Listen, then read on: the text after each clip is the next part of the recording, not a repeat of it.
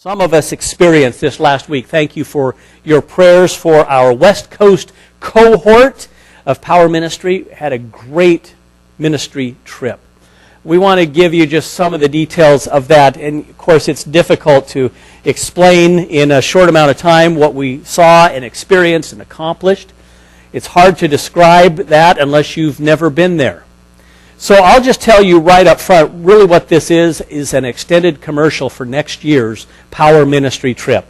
I'm recruiting all of you men to be part of that ministry. But I'd like to have our cohort come up here, and we're going to take some stools here and grab a microphone while you're there. And we just want to give you some of the highlights and talk about just very briefly what it is that we did and saw and experienced. And as you see the pictures scrolling by, you might recognize some faces and just wonder what that was all about. So go ahead and have a seat there. And perfect. So you know Bill and Dave. This is Rick Booth. We let him join us. Actually, he's an old veteran of this ministry, but from down in Walport, and Tom and myself, and we got to experience this trip together. And so I wanted these guys to come and share with you, and I've got 3 questions that I'm going to ask of each of these guys. And to understand, and you'll see this kind of on the pictures that are scrolling through, every day, almost every day, there were 2 project opportunities that we were assigned to. We didn't get to sign up for them. We were assigned to. From some of them were construction, some of them working with kids, some of them working in neighborhoods, some of them preparing food. But first question is, what was your favorite project of the week?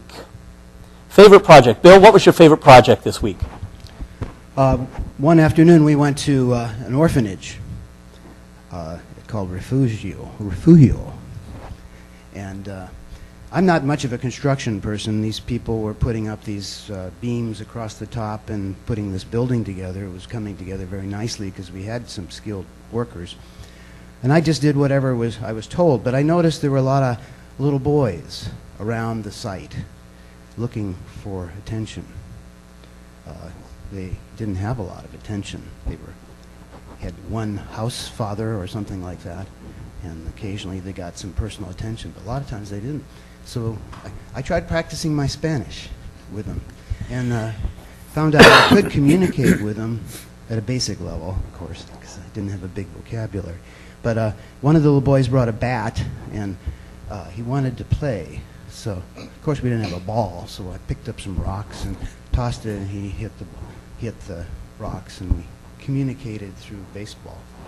And so just giving attention to these little boys who are without parents, sometimes has been there as long as 8 years, was meaningful to me. Excellent. Dave, your favorite project of the week? Before I went, I probably would have thought it would be some kind of construction project. But thinking about it now, I think it was a joy tour. And this is where we went out with one of the missionaries into the town. The one where I did it was Acuna, very impoverished town in Mexico. But we just drove out with our group full of guys and food and other things to give away. And the missionary had a boom box, and we just found a place to stop after we drove around quite a while to see if anybody was outside. And so we just stopped, parked the vans, and everybody got out, and he played the music. We walked around with some of the ladies of his church, trying to find people to come outside. We'd knock on doors, and hardly anybody to start with that we found. But we did manage to get a few people coming out, kids and such, and I think once the people saw other people coming, other kids coming, you know, it was contagious, and everybody came out. It was a cold, windy day, and I think we ended up with probably 80, 100 kids and adults, and a message was given out, and it was just rewarding. I actually found a couple little girls. They had their brother with them, Yeah. Anyway, they let me hold him, and that was just really hit my heart. And to see these people, they really needed the love of God, and it was just fun to share it with them. Excellent. Rick, same question. Favorite project of the week? This was my 8th trip of going, and I'm like Bill. Construction is not my forte. So I always look for something that's going to be different. And in 8 years, I'd never had the opportunity to go to the prison. We go to the prison in 2 different locations. And Acuna is where I thought I would be going. Well, God had a different plan. We got to go to a prison in Reynosa. And that trip just proved to me that Satan really wanted to mess it up, because everything we did to get into that prison was stifled. Guards didn't want us in, then they wanted us in, then they didn't want us in, then they let us in, then they turned us around and brought us back out. It was just ugly. There are 1,600 guys in this prison. There are 70 ladies. And so I'm thinking, well, we're going to get to see the guys. We're going to get an opportunity to go in and witness to the guys. Well, they had us meet the ladies. And so we went in, and as you're going in, it's not like going in here in Lincoln County. I get to go in the jail here every week. When you go in, you are stripped of all you have. You become zero. So we got in, and then we found out that we were going to go see the ladies. We were supposed to see the guys, saw the ladies. And we went in, and we started out with maybe 4, maybe 5. Then all of a sudden, as Dave talks about with the Joy Tour, ladies kept coming. And I think I counted when we finally got done, we had like 25 ladies that were sitting there. And these ladies are there from 5 to 33 years of service are going to be in that prison. We had one young lady that actually gave her testimony. She had killed 6 people. And if you look at her, she's just a beautiful young lady that made the wrong turn. Well, in that, from my experience, I got to give my testimony and tell my story of recovery. And it was just an awesome time for me to look them in the eyes and them nodding their head at me and saying, been there, I've done that. Yeah. And so that was probably the biggest project that I can reflect on. I had lots of things that I could talk about, but I think that prison tour was my number one. Good. Okay, Tom. Favorite project? Wow, that's a tough one. Staying home and being sick was probably not it. Yeah. And that's another story. That's another blessing altogether. I think it would have to be Refugio if I had to pick one. And it wasn't because of the construction that we did. It was because of the relationships that we built. The kids there were phenomenal. They were anxious to see us. They wanted to be part of the construction. As you can see in the pictures, they were active, wanted to be around us. And I brought my framing hammer and got to use it very little. I gave it to Danny, one of the boys who's an orphanage there. And I found out how to say my framing hammer is called the death stick in English. And in Spanish, it's palo de la muerta. So they were running around with my hammer because it was a very large framing hammer, and they were saying palo de la muerta, and they were hitting things and knocking things down with it. And they did some construction work. They pulled some nails for us and put some things together, did a lot of the cleanup work for us, so it was encouraging. The other portion of that was encouraging to me was my partner helping me build trusses for the day was 77 years old.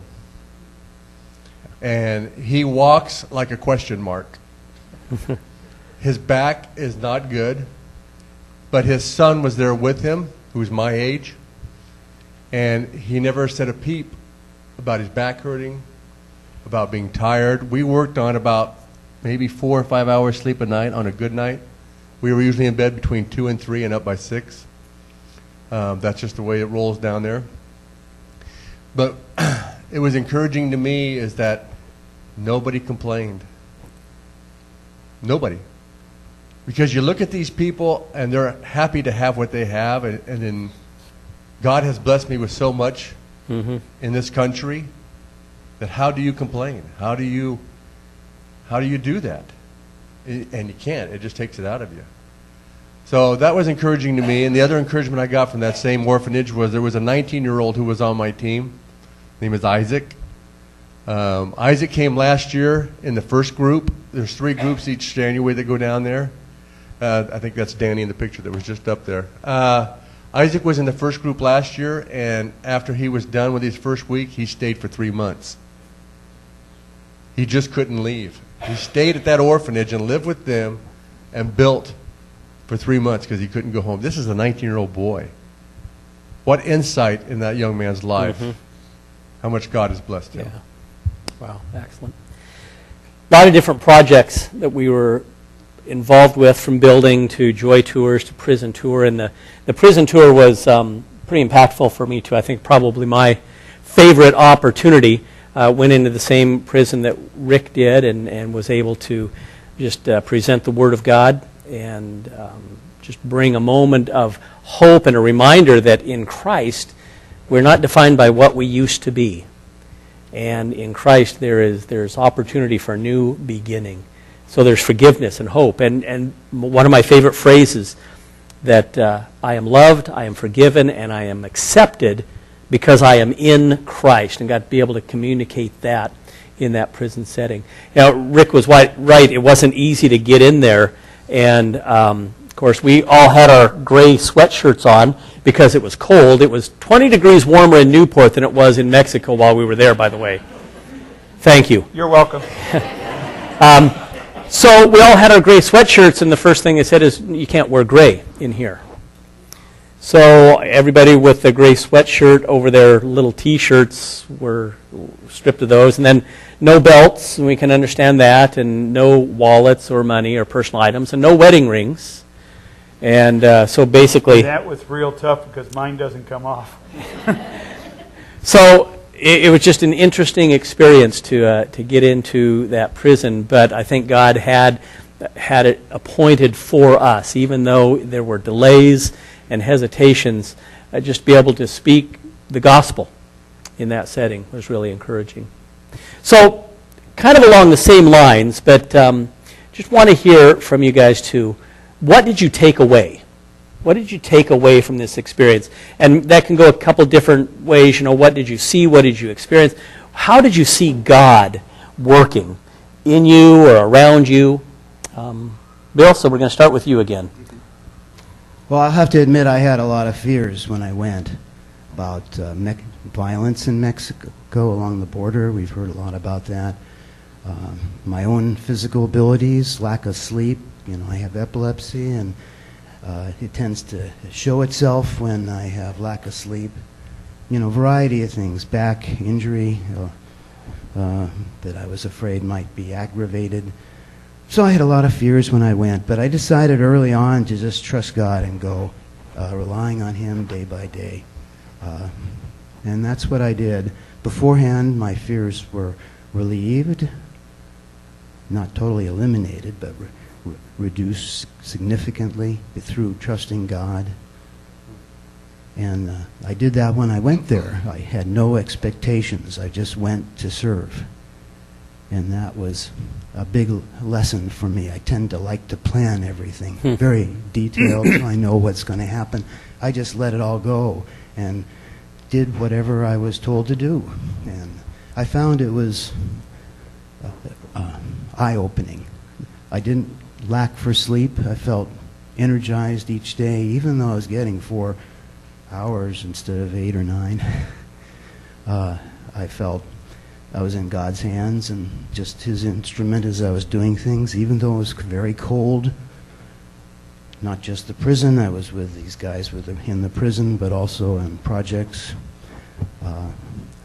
Sometimes I was worried about picking up things that were too heavy, but I just trusted God and let Him use me each day. And that's the thing I learned perhaps most, is learning to trust God each day, step by step. Dave, what did you take away? When I was thinking about going on this trip, you know, I was thinking, you know, this is going to get me out of my comfort zone big time. And, you know, I just just decided, well, I'm going to go. Whatever happens, happens, and that's it. So when we got there, of course, we had got up early that first day to travel. I don't know if we went to sleep or not, but anyway, not 3 much, a.m. not much sleep the first night, and then when we get there, we have to sit around a lot and then travel some more and get to meet new guys all the time as they come in. So this is kind of draining on everybody, on your mind, on your body. After we'd been there a couple of days, I think we sang this song, and I just remember some of the words. It was, "Empty me, Lord, empty me, and fill me with you, with your love." And so that's what I was working on, being out of comfort zones. First couple nights we slept on bunk beds in a room with 20 or 30 other guys. That's interesting. Yes, it is. The smells alone. But all these men were just super Christian men, and just being around Christian men was just unbelievable and very encouraging. And so what I took away from that was just, there's other men and other people out there that are wanting to serve the Lord as we wanted to as a group. And if you allow God to do it, everything just works out. On another note, the young boys, teenagers and kids in their 20s, early 20s, mid-20s, I was real impressed with these kids. There was one boy from Mexico. His name was Enrique, and I was just totally impressed with him. He'd gone to college in Mexico. He had finished his degree, but he was having to earn money to pay for his degree. That's how it works in Mexico. When you graduate, that's not the end of it. But I was just impressed with him, his love for the Lord, and as well as all the other young kids on this trip.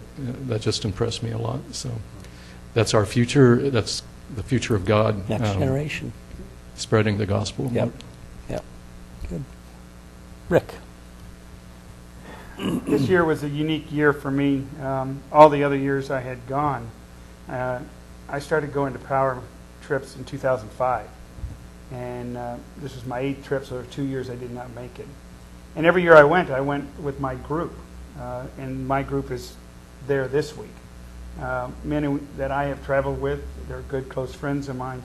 This year, I did not know probably over 2/3 of the people that were there because they're off a first week, and I'm a second week guy.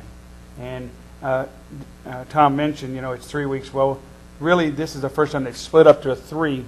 They've done it one other time, but it was from a different area. But so I never knew anybody. And then I also had a very great opportunity to team up with my neighbors here on the Oregon coast. There's one other gentleman from Newport that is gone, and I'm going to send him a note and say, now we have 5. You need to come back and make it 6. The trip is always a mountaintop experience for me. One of the things that I learned in my first couple of years is we're there to serve for 7 days. We give everything we have for 7 days. And then we come home, we have 358 days to utilize what we've learned. So we are now on our walk for our 358 days. My other highlight of the trip was always going to Sunday de Vida, which is in Reynosa. And his name is Hector, but more than what Hector does, he has a ministry that started in a dump. Mm-hmm. The government gave him the dump because it wasn't worth anything. And in the 5 years or 4 years I've got to come there, it's a sanctuary. They now have concrete. They have things, and they had nothing, but they had faith. Mm-hmm. They worked with their faith, And I took away from that, you know, we can try to control things, and I try to control everything. Anybody in this room that knows me knows that's the way I work. But when you have to give it to God on this trip, you have no control. Mm-hmm. God is in charge, and the guys that are the leadership, they know where we're going. Yes, there's people there that have guns. We've seen the federales several times. Yeah. The one you're happy to see them. It's the local police that you're not too sure about. But it's the federales that they're fine. But I can tell you what I take away every time I leave a power trip. And this year I'm even more blessed because I have these 4 guys that sit here with you. That God is in control of our lives. God is leading me to what I'm supposed to be doing. Whether I'm in Walport or Newport, Lincoln City, wherever I travel. I just have to have faith to allow Him to do it. I got to give Him the steering wheel. And that's not good for me. But I've learned in my times, and this year I have done it. I have 2 goals. They did not happen on the trip, but I had a prayer team that I was able to lead. Pastor Glenn was on that prayer team, where they said they went to bed and got 4 hours of sleep. We probably got 2.5, because when they went to bed, the prayer team started praying, and we had about 10 guys every night that prayed over everything going on. So I'm just blessed to be part of this, and I'm blessed to be part of your congregation. And Sue, my wife, and I, we thank you for your hospitality. It's just an honor to be part of this. Good. Okay, Tom, what'd you take away? Have I got time to preach? Sure. Sure. Why not? Well, some of you may or may not know, the first night I got down there, I woke up. I never really went to sleep, but I came to with a viral infection. Luckily, we had a doctor who was down there with one of the other churches.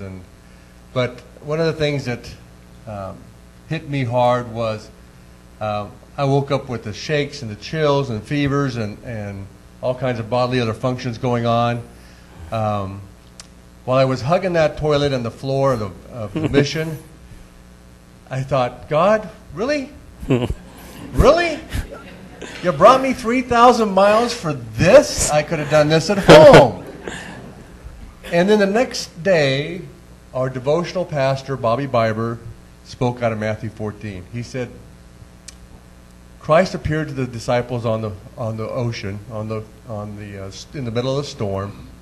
And Peter said, if it's you, God, if it's you, Lord, call me and I'll come. And Jesus just said, come. And he went. He took his eyes off Jesus for just a moment and looked at his circumstances, and what happened to him? He sank. I took my eyes off and looked on my circumstances and took my eyes off of God for a moment, and I had a little bit of a pity party while I was down there. And God crushed me and said, let's start this over again. Let's start afresh. Let's start anew.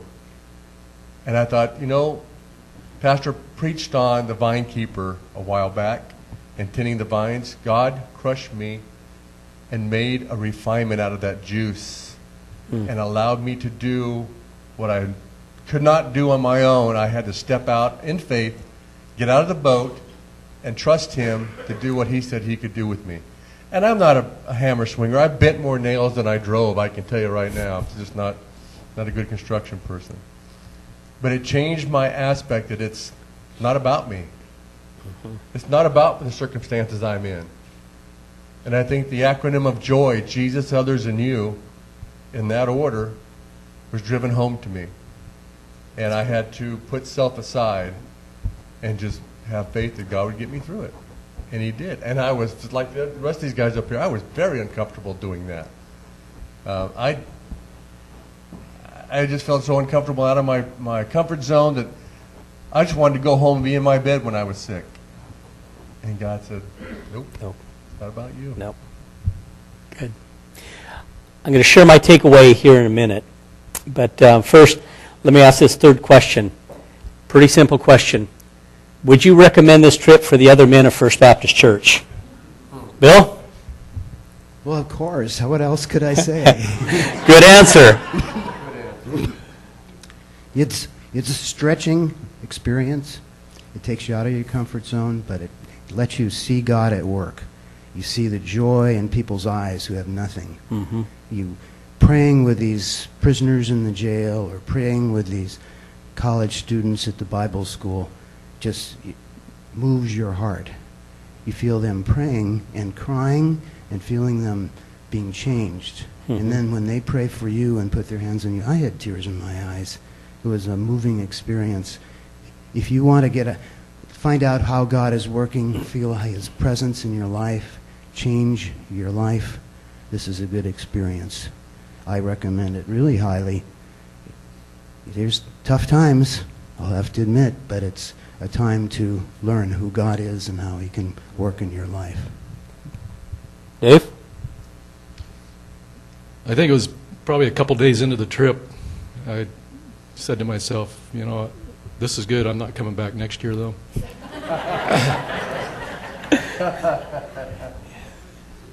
But God changed my heart. It was a wonderful trip. The love of Christ is in the whole trip. Mm-hmm. And that was our goal down there, to help spread the word of the Lord, the love of God. And so by the end of the trip and after I got back, it's really set in that it was a great time. Very worthwhile, very, I had to look inside myself. And I just want to say one other thing. This morning God put on my heart, we had talked, since we're on the second week down there, we weren't able to finish any projects. But God said to me this morning, my work's never done. Mm-hmm. So Yeah. definitely somebody's got to go with us next year. So that is a yes. You recommend it? Yes. Okay, good. Rick? Recommend it? Obviously. Exactly.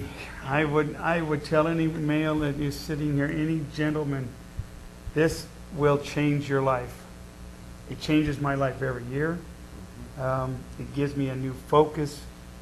It gives me an opportunity. The stretching, it's going to, like Bill said, you're going to be stretched. But it's God that gets inside you. And Mm-hmm. He steers you. And I can't say that enough. You have a little over 350 days to start putting it all together. Please, be in prayer, but please plan to go.